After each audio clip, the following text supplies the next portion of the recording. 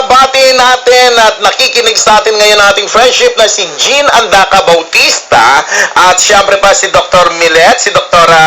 Mia, at syempre pa si Dr. Marivic, and of course, nag-iisang lalaki, Dr. Oscar. Gwapo kaya siya? Papabol kaya? Gusto kong makilala si Papa Oscar. Parang papabol siya. Kasi yung Oscar na pangalan, very remarkable sa isipan ko yan. Sa isipan ko yan, oh.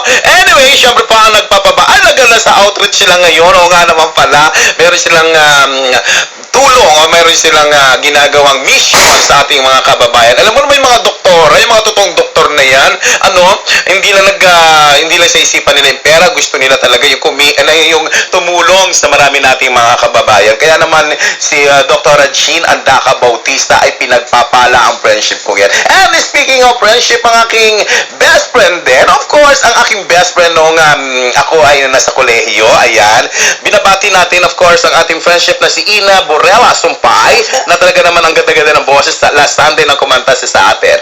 Okay, tuloy-tuloy ang chismis, tuloy-tuloy ang kwentuhan. Siyempre pa, dito lang sa nag-iisang programang Mahal ng Bayan.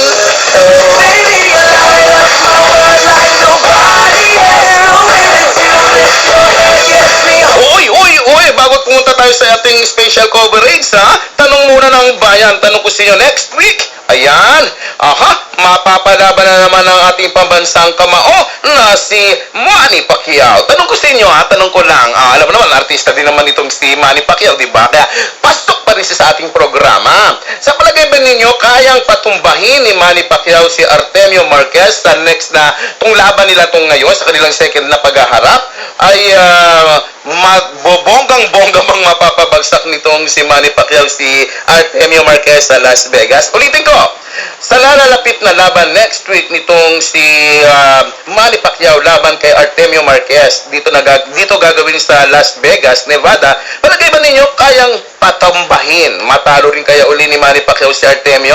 Type DZRH space sa inyo may site, isa dito sa 2600.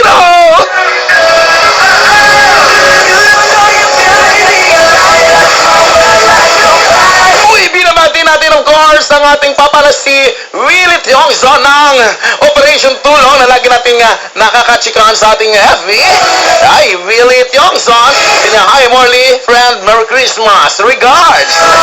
And of course, binabati rin natin ng 41984. Hi Kuya Morley, pag-greet lang yung pinsan ko na sina Schumer, Ossie, Shermin Rosel, at especially Utod family at Talaman family. Nagpapag-greet Ryan Utod, Newper, Bulanan, Midside, North Cotabato. Ay, marami tayong kaibigan sa North Cotabato, Avid listeners mo ako, Kuya Morley, and God bless sa iyong programa.